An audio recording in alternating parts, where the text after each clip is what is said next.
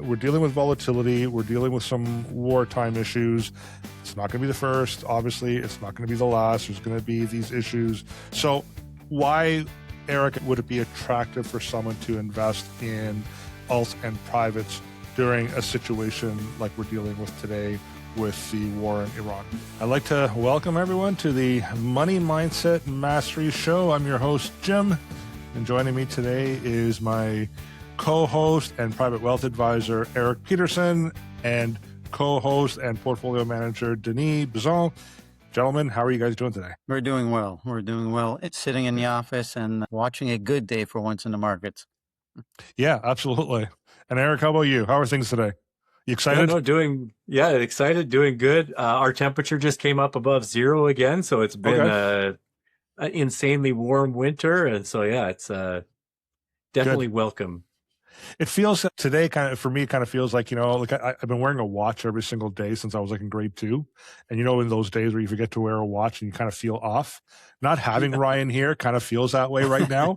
Is like I'm missing my watch, but I'm sure we'll make do without him for this one episode. So today's topic is actually more specific to the two of you. We're going to talk about the Iran war shock. There's been a lot of volatility that we've been dealing with.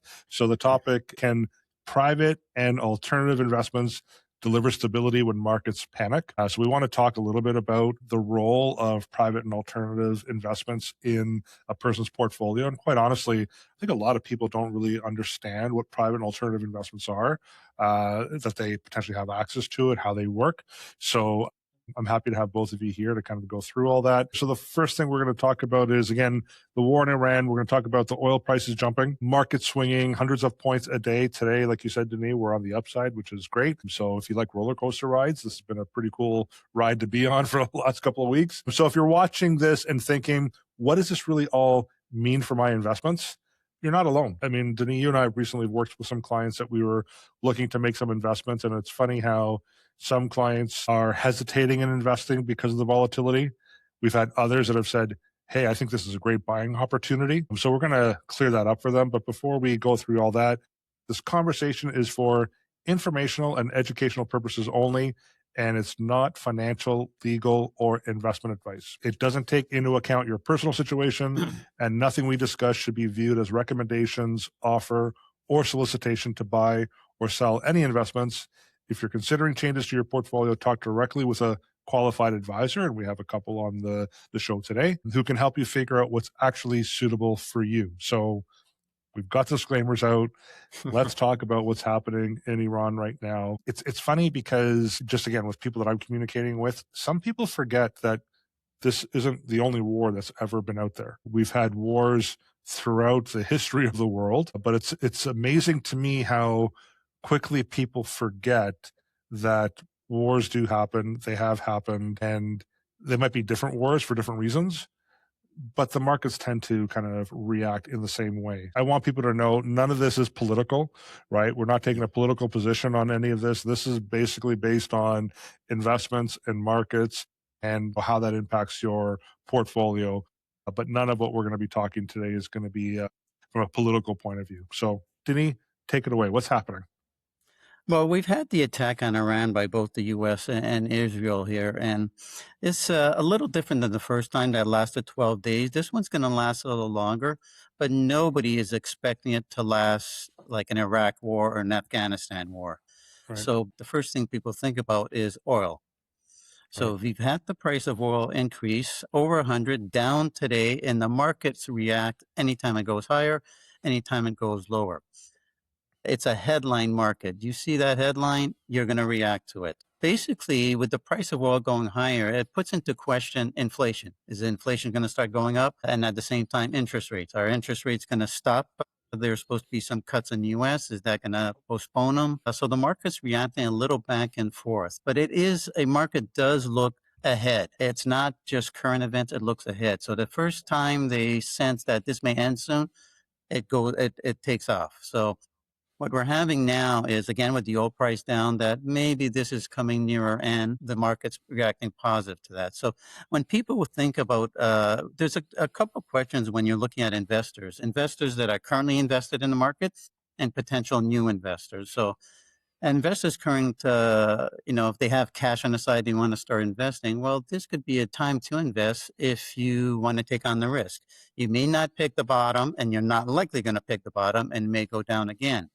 But it's better than buying it when the market's up 200 points a day. So this is the chance where investors are looking both sides. Current investors, all they're looking for is less volatility, and they don't want their portfolios to go down too much on this, and they obviously want to see gains, so they like days like today. And I think we're going to touch a little bit on it, of what reduces that volatility. Yeah, I mean, there was a similar reaction when Russia attacked Ukraine 4 years ago, and oil prices shot up as well, and very reactionary. We're dealing with it right now. Within a day or two of the attack and the oil prices going up, I was starting to see headlines, oil could hit $200 US a barrel. And what does that mean for you? And kind of creating a lot of that fear mongering for a lot of people. That just adds to the noise. So one of the reasons why we're doing this is to filter through some of that noise. Should we be afraid of $200 oil pricing?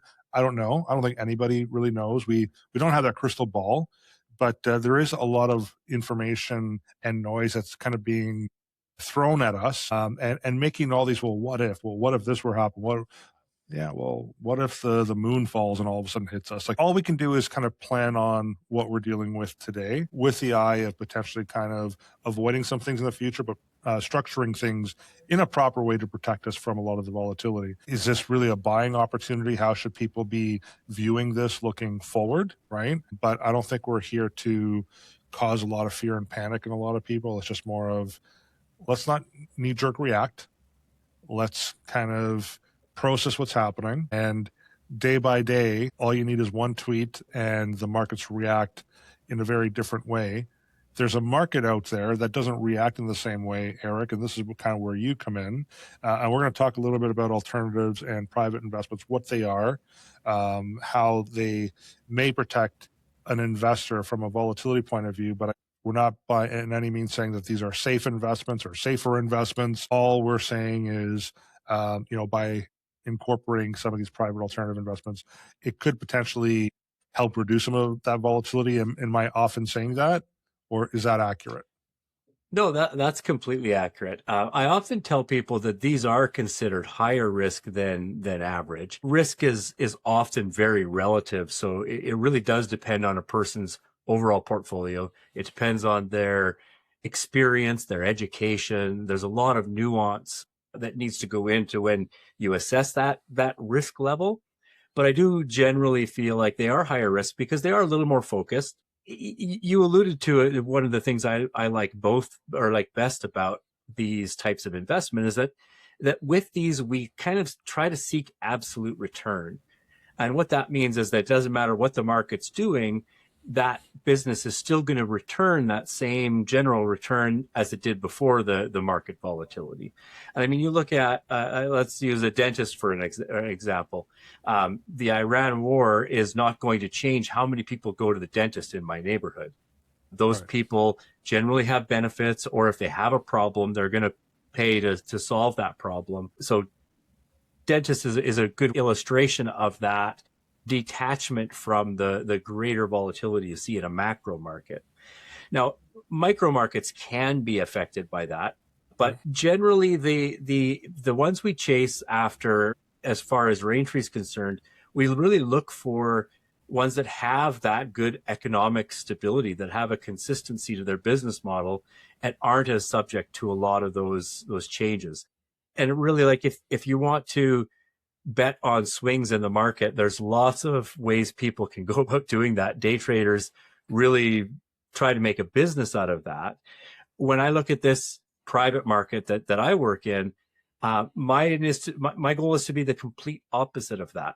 I want really solid, consistent returns that really aren't going to follow which way the wind blows. And I've had those tough conversations with clients where one client jokingly called me up one day and said, "Hey, you're making my life really difficult these days." This was back in about 2009. Okay. And he said, all of my friends at lunch, we were talking about how their portfolios have just been hammered and they're waiting for them to come back. And they asked me how I was doing in their private equity things. And he's like, "I've been getting paid my 7, 8, 9%. consistently. And all of a sudden his friends are like, well, up yours, like we've had all this volatility and you're having an easy life. And I mean, it's not that easy. That's how it performs in one short little time frame, but it illustrates what we try to do with that absolute return and find a diversity. Even if we accept a little more risk, if we can balance the diversity of a portfolio up better, then a lot of those risks can be mitigated in the greater portfolio structure. So for sure, yeah, these type of investments really can bring diversity. And in my mind, that means you have assets that do different things at different times. And private alternatives are a great example of that, because you go into the public markets, and we saw in 2008, 2009, it really didn't matter if you were in financials or tech, everything kind of went the same direction. And I think that's when people started to wake up that you don't necessarily have good diversity across the entire public market, because when the whole public market decides to do something, well, where else are you going to go? Well, the answer to that is private. So why do the public markets respond in a different way than the private markets do? Because you're basically saying in the public markets, there's a lot more volatility. So that would be the ups and the downs that we kind of hear reported in the media and on social media. But you don't really hear that on the private side. So why do they respond differently or act differently? That's a great question, because that's also one of the risks in the private market, and one of the benefits, I think. The public markets, you can go right now and try to sell your units. There's essentially a secondary market. Like in Canada, we call it the Toronto Stock Exchange. Right. Think of it like a garage sale or some sort of a marketplace where you can say, I have 200 units of Rogers to sell. Well, chances are someone's going to buy that pretty quickly. You might be subject to the price they're willing to pay, and that supply demand will really create that purchase price, but you can do it quite instantly. It's considered liquid. When you go to the private side, that's the one thing that's different, is there's no secondary market to sell the units on. So if the person who issued you those units, or the company that issued you those units, isn't willing to buy them back, you're in a highly illiquid position. And again, the disadvantage is that illiquidity, but the advantage is that you don't have that price being set every few seconds or every few minutes by a new sale, which causes that significant volatility. And so the panic buying, panic selling is a lot more insulated than you get when you could just turn around somewhere and put your units up for sale. Janine, do you want to add anything to that? Or? Yeah, I agree with what Eric said. On the public markets, everything trades from 9:30 to 4. And when we're holding units of private, some of them are only priced once a month. Right.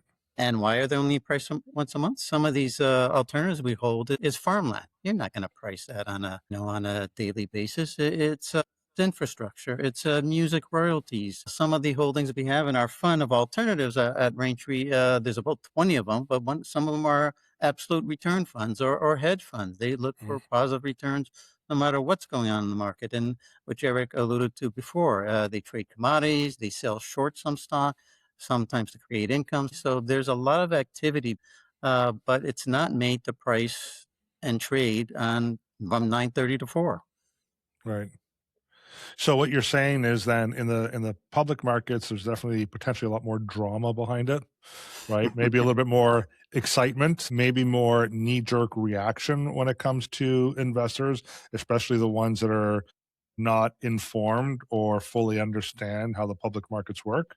Where on the private side, maybe less drama, probably less excitement, Eric. I don't know if people get as excited in investing in the private markets as they might do in the public side. Definitely. And that's kind of one thing I've always watched people who function in the public market, advisors, to the life I have in the private market. When the market has a big dip for whatever reason, those advisors can be inundated with calls. But that rarely happens in the private market, because again, even if the market dips, what are we going to do? It's a residential real estate multifamily REIT, or it's a pool of businesses that operate in, and I alluded to dental. We have a fund that buys dental practices. Right. Those things don't create headlines that cause those phone calls to happen nearly as much as it does in the public market. So it is, the drama is a lot more even keel. You could call me boring. if we were to go that far. I'm wondering on the dental side if someone all of a sudden came out with technology where you can regrow teeth again, don't have to worry about root canals and whatever else. Maybe that might have a bit of an impact, right, on the dental market. But other than that, I think we're probably good, right? Yeah. It's like accounting. You still need an accountant to do your taxes every year, and Yeah. it's one of those really resilient businesses. I mean, threats can come at any time, but I do think they're a lot more focused and they're a lot more rare than the ones that affect the volatility in the public markets. So, Right. Okay. Now, I know you were kind of referencing 2009, but we had a black swan event in 2022, 2023, where the public markets were down, the bond funds were underperforming, there were losses, they were acting like equities as well. How were the private investments performing over that black swan event? yeah, they really just ticked along. Now, there are sectors in the private equity market that can be affected, but really largely if you're dealing with businesses that have some sort of specific business practice, whether it's a dental practice or we have another fund that buys companies that operate in code compliant industries like fire suppression or elevator maintenance, those are ones that are very, very separate. Now, if it was a private credit fund that was doing lending, that was competing in the bond market, obviously you would have exposure there. But we generally shy away from the lending model, those kinds of privates, because they're a lot more, you're layered away from the asset that you want to secure against. And the further you get from that asset, the harder it gets to find that security. And so, yeah, it's in those cases, a lot of people just prefer to go to the public markets because at least then you also have liquidity. Yeah, and I think also I just want to be clear with people. I don't want anyone thinking that we're here saying that you should invest all in the private markets or all in the public markets. We're talking about diversification. So how having some exposure to the private alternatives, if it's appropriate, because it's not appropriate for everyone in every situation, but it could help stabilize their portfolios. It's one of the reasons why people like working with us as a group at the TVH, because when we talk about diversification, and we're going to talk a little bit more about diversifying the public markets and the private and alternative markets, when you're dealing with a bank, and Eric, you can confirm this, but you can't really go into a bank branch and invest in private or alternatives, right? It's not an option. No, that's right. To a retail investor, this is largely out of reach as far as the banks go. Exactly. But they can through you, or they can through Denis as part of a bigger portfolio strategy.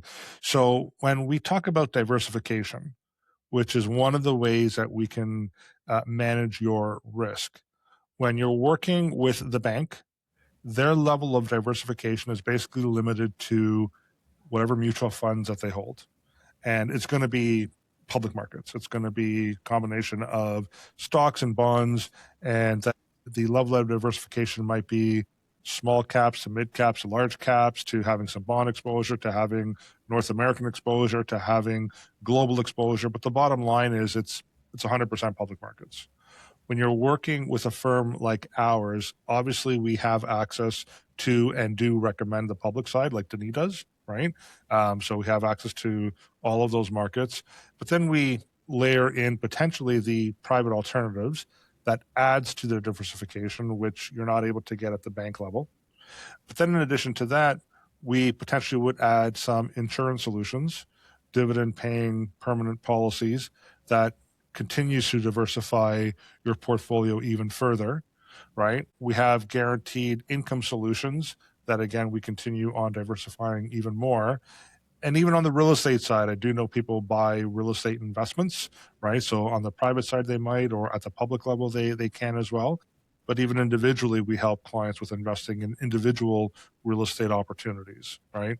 So when we talk about diversifying your assets within your portfolio, it's not within this small little box of investments or asset classes that are available to us, right? We are truly diversifying, or have the ability to truly diversify a client's portfolio amongst various asset classes. Actually, you mentioned public and private REITs, and I think that that's a really good illustrator.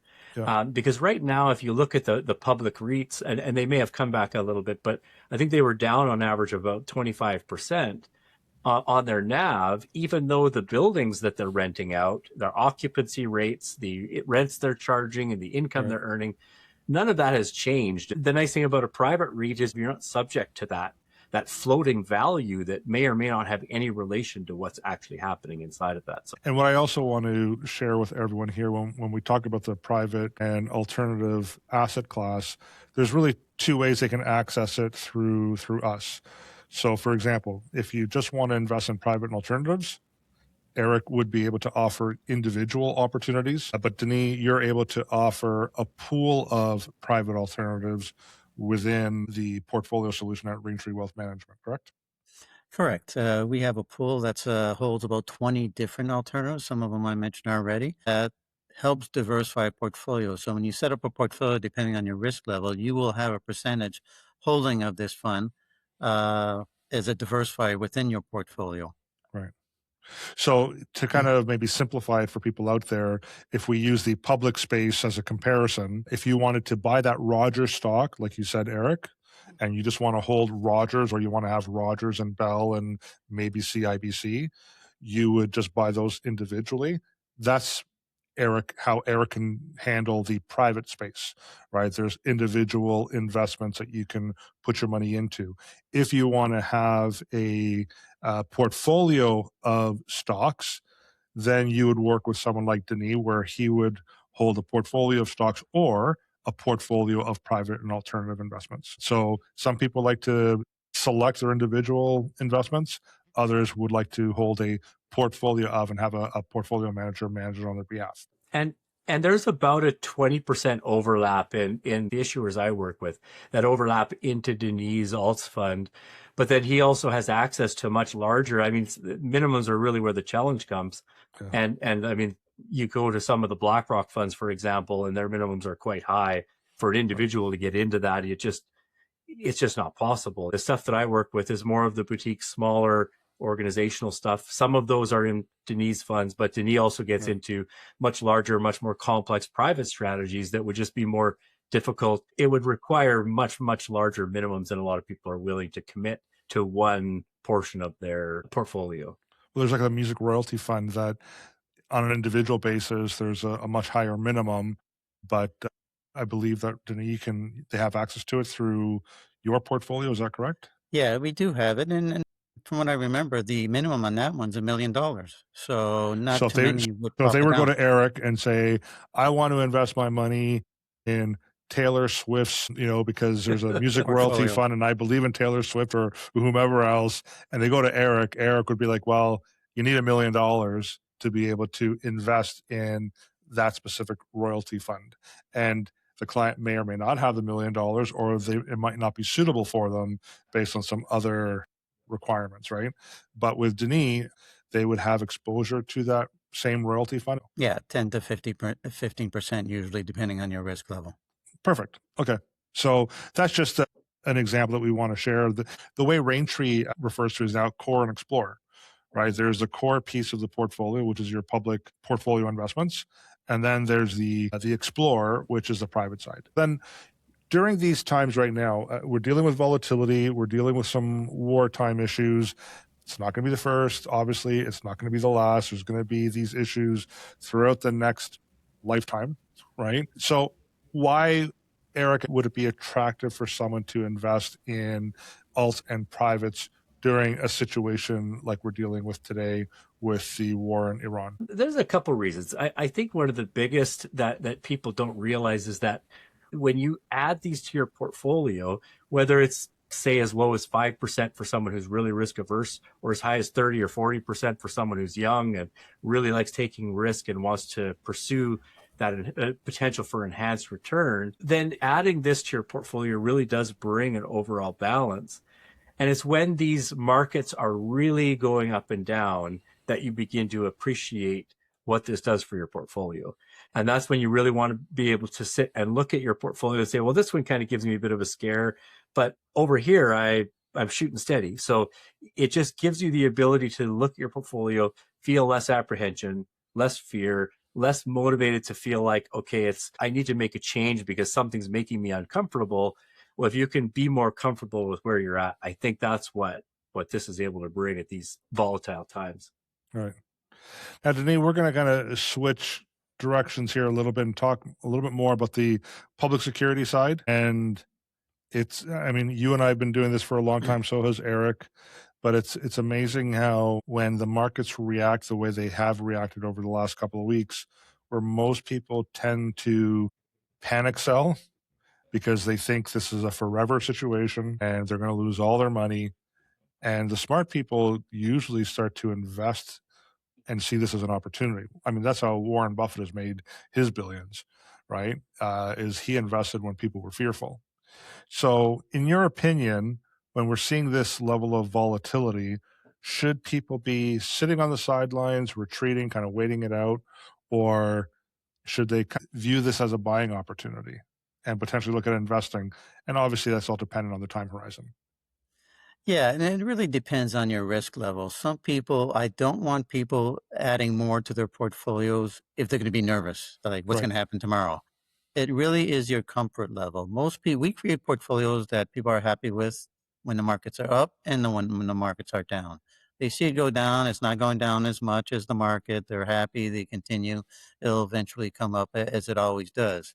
Right. Some people see this as a buying opportunity, and usually it turns out very well for them.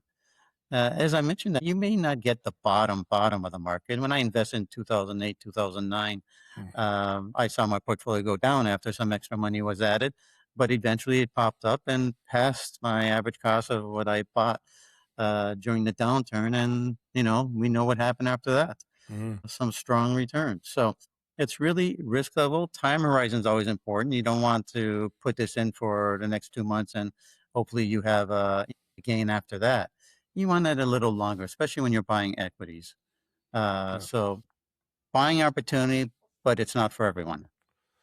No, and I think really, and I'm sure a lot of people have heard this, but the dollar cost average, investing consistently over time, I think that's really what is going to help a lot of investors moving forward. I go back to the 2008, 2009 situation, just like you, Denis. And I remember it was March of 2009. At that point, I had a lot of clients who chose to leverage. Now, we didn't know that that was the bottom of the market, but we do know there was a massive correction at that point. It could have still corrected even further. We didn't know, but we took it as an opportunity. And there were some people who viewed it as an opportunity. They ended up leveraging to invest, and they did really, really well as a result. However, we also had clients who leveraged in June of 2007, near the peak of the markets. They didn't do as well. They had to wait a bit for the recovery, right?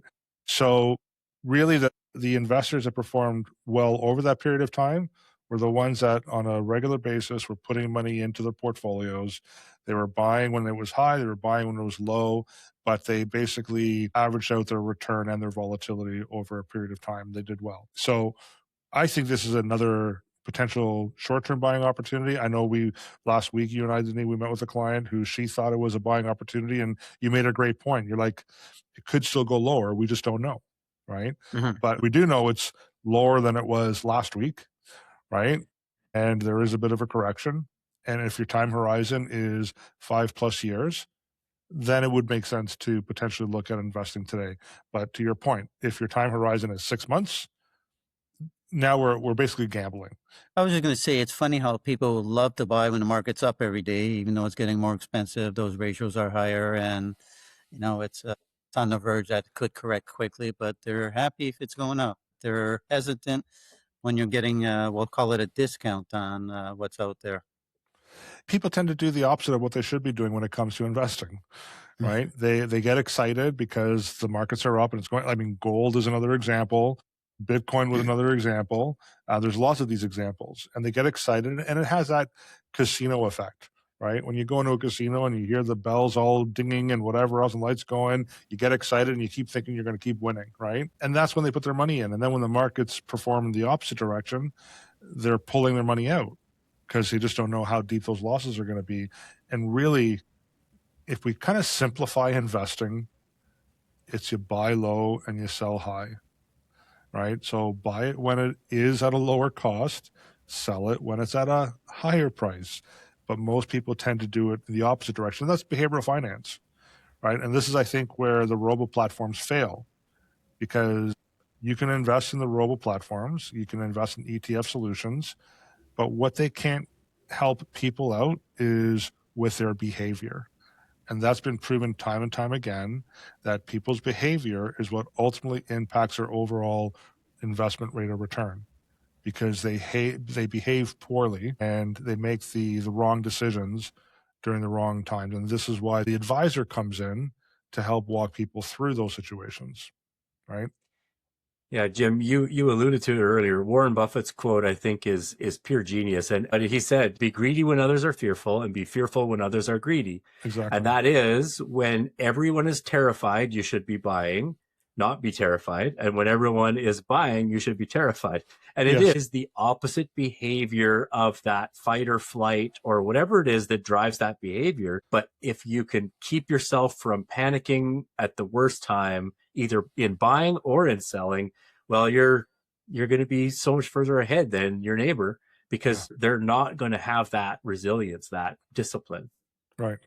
So how do we build that resilient mix in a portfolio? Like, I do know that even CPP, Canada Pension Plan, they're starting to incorporate private and alternatives in their portfolio as well. So how do we build that resilience from a volatility point of view? Because we can't guarantee that people are not going to lose money, because there's going to be volatility, right? But I think if we can minimize that volatility, so for example, if we can minimize that negative 20%, when I talked to clients in 2022 who are in our portfolios, and they were complaining about a negative 4% net of fees, but yet the indexes were down negative 12 and 14 and 15. They're like, oh, you know what? The negative 4 isn't as bad. I can deal with that because I know I just need 5% and I'll break even, as an example, right? So I think our goal really is to try to help avoid the volatility. Some of that is by incorporating the private and alternatives. I do know that when the markets perform like they did last year, I think we probably struggle a little bit more, because people are like, hey, well, I got 30%, in my ETF. And we're like, well, we gave you a 14, 15, 18% return, and it's not as good as what the markets did. So I think that's where we kind of struggle a little bit with reining in the clients, to say, just to remind them that this was a great year, but there's going to be another year where things are going to be pretty bad. We're going to protect you on the downside, right? So how do we do that? How do we build that resilient mix? Well, part of it is creating a portfolio that is very diversified. Yeah. What you're trying to do, obviously, the ideal situation is minimize losses, but don't take away from gains. But you set it on. Like, if you had an ETF that had the 15, 20, 30%, when we're having 8. Last year, we had a good year. We were low double digits. Mhm. And for most people, that's enough, especially when they retire. They want that steady return. They are withdrawing every month. So the movements down is really what they're trying to prevent, because they want their money to last. So when you're building out, when you have a portfolio of equities to add for that growth, diversified with some fixed income, alternatives, that's going to give you growth. One of our alternative managers sent us a note today just to let us know they're positive so far in the month, despite what markets are doing. So this is the type, if the equities are down a little bit, well, this bounce, this cushion of positive returns going to help minimize that loss. And that's what we try to do. Steady gains, diversification, without losing too many of the upside. We're never going to get if you're buying one security, one ETF, you're going to get those type of returns. But what we're trying to do is to get some decent returns. And you mentioned the public pension plans. A lot of them are at 40% alternatives now. Yeah, Wow, okay. they've gotten up there, some of them. Yeah, So because I've seen 5 or 10, but I think they're starting to yeah. add more and more to the positions, right?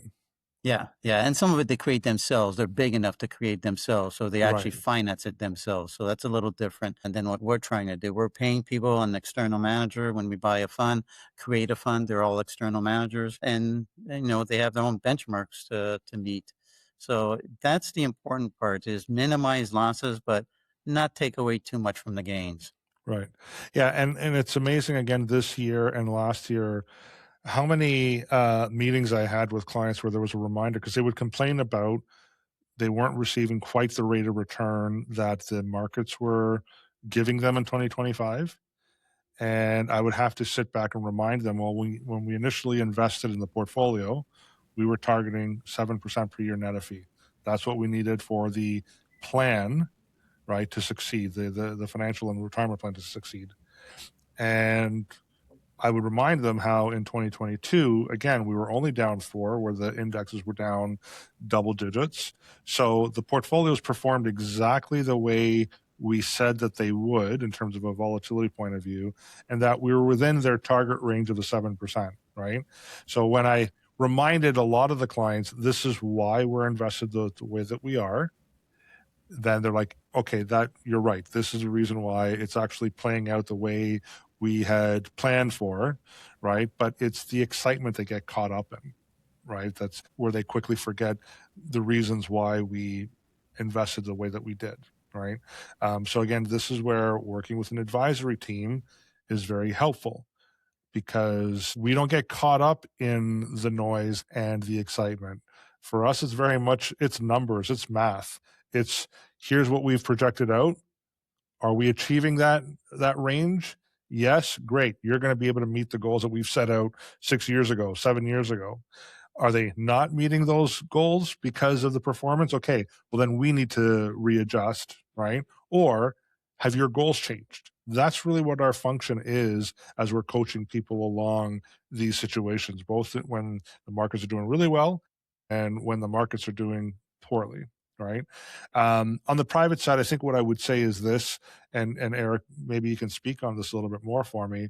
The benefit that Raintree Wealth Management has in building their alternative and private portfolio within the Raintree Wealth Management portfolios is their experience in the private alternative space. So maybe you can speak to that a little bit about Raintree's history, RFS, and how we're capitalizing on that experience to help build portfolios at Raintree Wealth Management.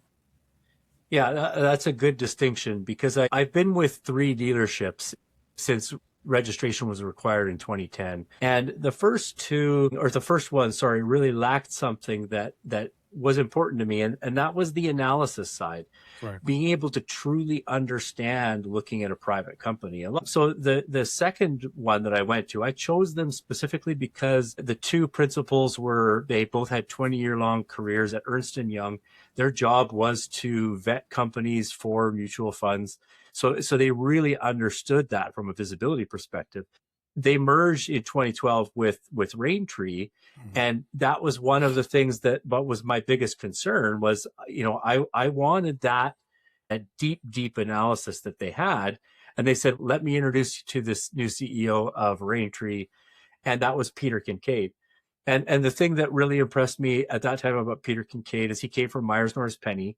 His background was in corporate finance. So they were, helping do the accounting and the detailed work on buying and selling of companies, being heavily involved in that. And he's also a chartered financial analyst.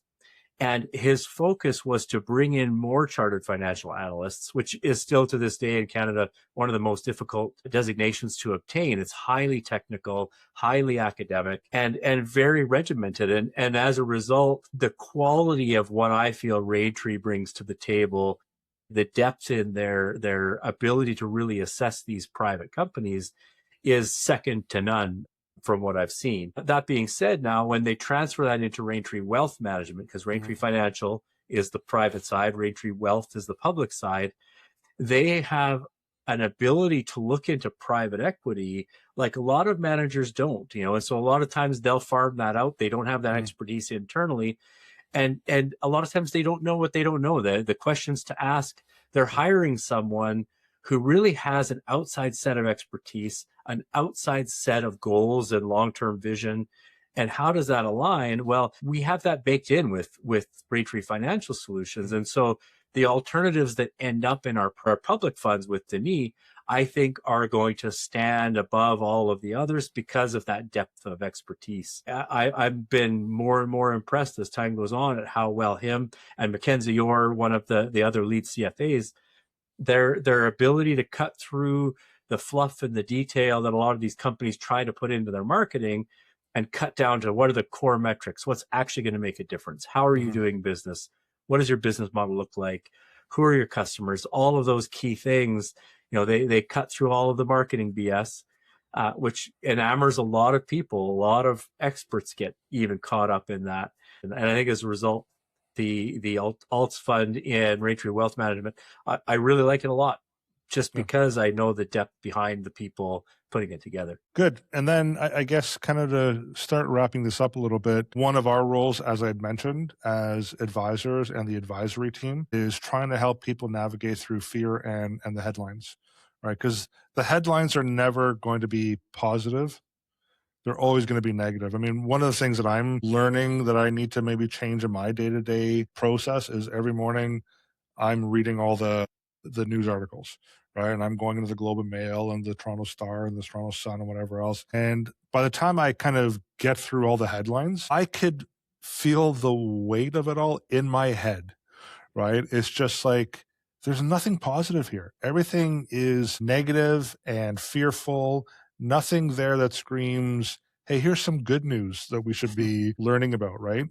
So I'm kind of learning that about myself as I go through that. And people we're being bombarded by it, right? It's in the news articles, our notifications, our social media posts. It's all negativity. So part of our job is to really help navigate through the headlines. And one of the things that the headlines tend to do is create panic selling, right?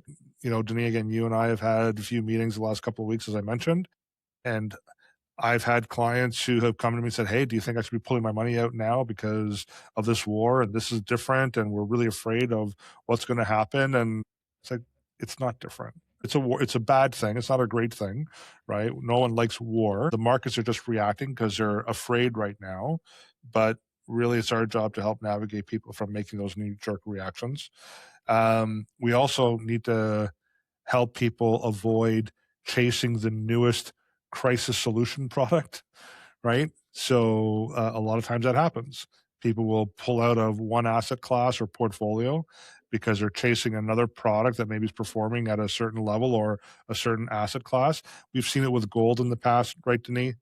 We've seen it with Bitcoin. Last year, I don't know how many clients I had saying, I'm going to liquidate my portfolio because I'm going to put half my money in gold and half my money in Bitcoin. No, you don't really want to do that, but that's how people react, right? So that's part of our role, and avoiding that going in or all out scenario as well, right? So a lot of people tend to make that decision of, I'm either going all in on this or I'm going all out, as opposed to, let's sit back. Again, what were your goals? What's your time horizon? What are your plans?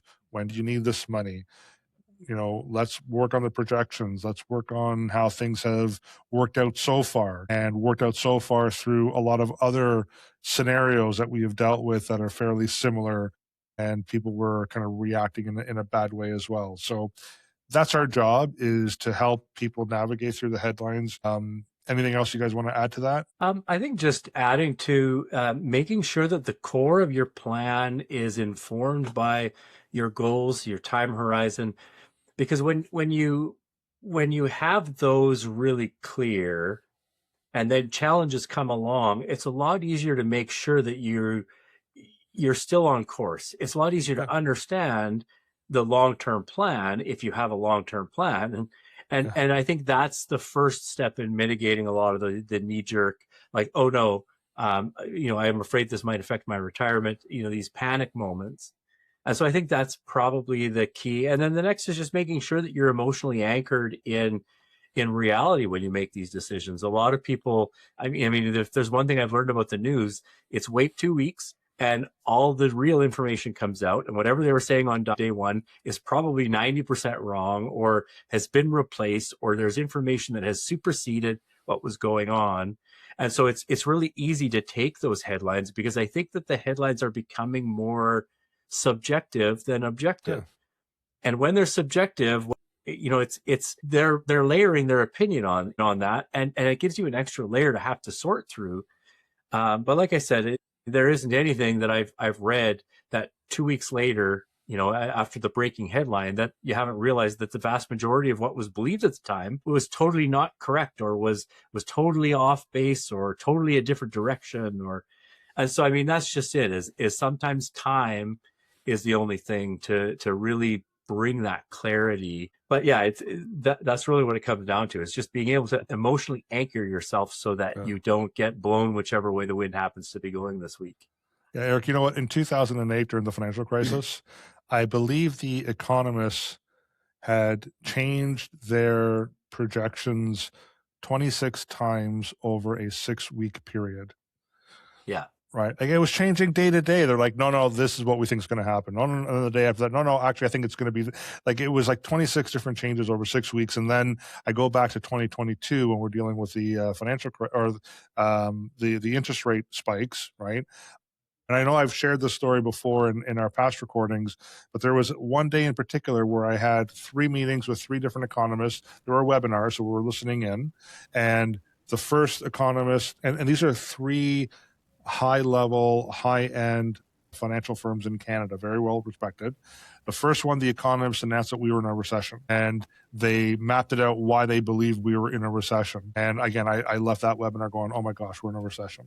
And then the next one I'm in, and they're like, yeah, we're not in a recession, but we think we're going to get there in about 6 weeks' time, and here's the reason why we think that's going to happen. And I'm like, okay, so the first one says we're in one. The second one says we're not in one, but probably will be in 6 weeks. And the last one, which was probably I think at the time, the largest financial firm in Canada, like, we're not in a recession. We don't think we're going to actually be in a recession. We might get close to it, right? But this is the reason why we don't believe it. So it's like, really, who knows, right? So a lot of people tend to react to the story of the moment. And to your point, Eric, is sometimes we'll look back 2 weeks like, you know what, things actually didn't play out the way they thought they did. Oil pricing, right, Denise? Like, what's oil at today? I think it went down to about 90. Yeah, the last time I looked at it. And I think if we go back just a little bit, when Russia invaded Ukraine, there was a big jump in the oil price. Yeah. Commodities were very strong too. Oh, Russia is the major supplier of this, major supplier of that. Everything skyrocketed. Well, it dropped quite a bit afterwards when they realized, well, no, that's not really going to be the case, or it's not the case, and things have changed. And I think, it's I wouldn't say it's the same now, but there is always tends to be an overreaction, and then reality will set in, and then the markets will adjust. Well, 2007, I don't know if you remember this. In 2007, I remember there was some analysts who came out in the U.S. predicted that oil was going to hit $200 US a barrel. And part of the reason why is because they believed that we were going to run out of oil by 2020. And people were, panicking, and oil prices and whatever else. And I think it peaked at about 150, 154. And then it dropped down to like $30. Right? Can you imagine if we based everything on what that one analyst had said, with some so-called experts, again, saying that we were going to run out of oil by 2020? If we had made our plans based on some of those announcements or projections, we'd all be in trouble. Right? Yeah. So, and that's where, again, we have to sometimes talk people off the ledge. Because, even in 2008 during the financial crisis, I remember clients calling me saying, Jim, I want to pull all my money out of, XYZ bank, and I want to invest it into, an insurance company that you have access to, and kind of spread all my money out. And I'd ask the question, like, why? Well, because we're afraid that CIBC is going to fail, and TD is going to fail, and Royal Bank is going to fail. And this is what they feared, because some people had, in the headline, said that is a possibility, right? And what I always say to people is it possible that Royal Bank of Canada will fail? I guess there's always that possibility, but what's the probability of that happening? That's what we have to consider. So I can never say as an advisor that it's impossible that it would happen, because it is possible, but I would think the probability is very low. In the way we are in Canada, if our banks failed, our government has failed, because we're so integrated, right? Yeah. But again, people read the headlines, they hear the news, they freak out. I just said to some clients, stop listening to 680 News, please, because that's where they were getting a lot of their information from. And they would call me after they'd listen to something on 680 News and freaking out. I'm like, just do us all a favor. Listen to music. Stop listening to the daily headlines, right? So, Eric, anything else you want to add to that? I think the only thing I want to add is I started in this industry in 2007. And a lot of people said, that's harsh. You went right into 2008, 2009. Yeah. And absolutely not. I feel the opposite. I couldn't have had a better time to really learn and understand how the information cycle works, how it really affects people, and how a good, solid plan can really overcome all of the challenges that we can see, even the big ones like what we saw in 2008, 2009. And so I think that's the key is you need to find yourself some good partners that really can help you stay grounded. I've always said to my clients that my only job is education. If I've given you enough information to make a good decision yourself, then I've succeeded. If I haven't, then I've failed at my job.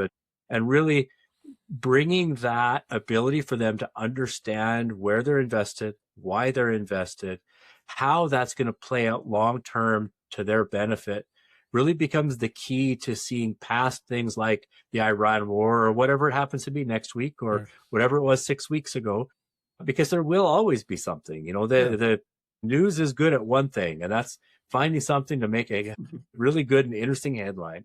And that doesn't necessarily mean that you have to react to everything. Having a good plan and sticking to that plan 9 times out of 10 will serve you best. So just to kind of recap some of the key points. The first one is the geopolitical shocks like the Iran conflict. They're unsettling, but they're not new. We've experienced with these in the past. Unfortunately, we will be continuing on experiencing with these in the future, but they're not new. Private and alternative investments can be useful tools for diversification and smoothing, but they are not guaranteed or absolute shields against losses of valuations or your portfolios. Public markets can feel brutal in the moment, yet often offer a long-term opportunity when fear is high. So I remind people, take a look at the S&P 500, what it was valued at in 1945, where it's at today, right? And think about all the wars that have happened and the situations that have happened over the years. It's a lot higher today than it was in 1945, as an example, right? The goal is a resilient mix aligned with your life, right? So again, it goes back to Eric, you had said about the plan, like what are those, your goals and the plans, whatever else. I actually kind of think we need to take it one step back from that because a lot of people don't even have a plan in place.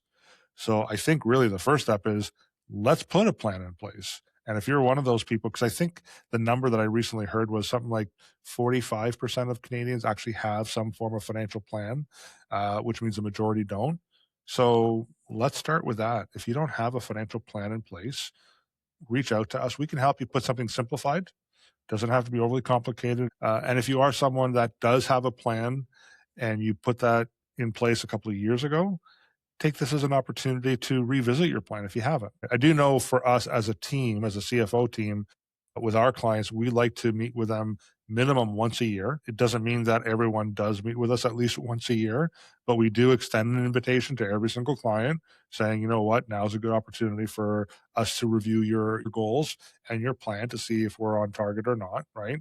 So take this as an opportunity to revisit your plan if you have one and you haven't looked at it for a while. So if today's headlines have you questioning your setup, don't panic trade. Use the discomfort as a trigger to review your plan. Like I just said, with a qualified advisor, there's 3 of us here. Ryan's on vacation, but he'll be back next week. So you can also talk to Ryan. He'd be more than happy to help you with reviewing your plan and just seeing what that big picture looks like. See if you've made the right decisions, if you're invested properly, and if you need to make any adjustments. So what I would encourage people to do at this point is if you have any questions, you want to comment on any of our social media feeds, because this will be posted on all of our social media platforms, you can comment there. So financial@tvhgroup.ca is the email. Our website's tvhfinancial.ca. You can also go to tvhwealth.ca if you'd like to speak with Denis on certain things, or at our main website, tvhgroup.ca. where there you'll see the different partners that we have. Again, as a reminder, mortgage solutions, legal solutions, accounting solutions, obviously the private solutions through Eric, and as well as the portfolio solutions through Denis. So I think that's it, guys. Any final comments you want to make before we shut it down? I'm good. I think we hit it all. Yeah. All right. Well, once again, thanks, guys. Until the next time, we'll be recording another session in 2 weeks' time, and then we will be sending this out in our YouTube channel, Facebook, LinkedIn, TikTok.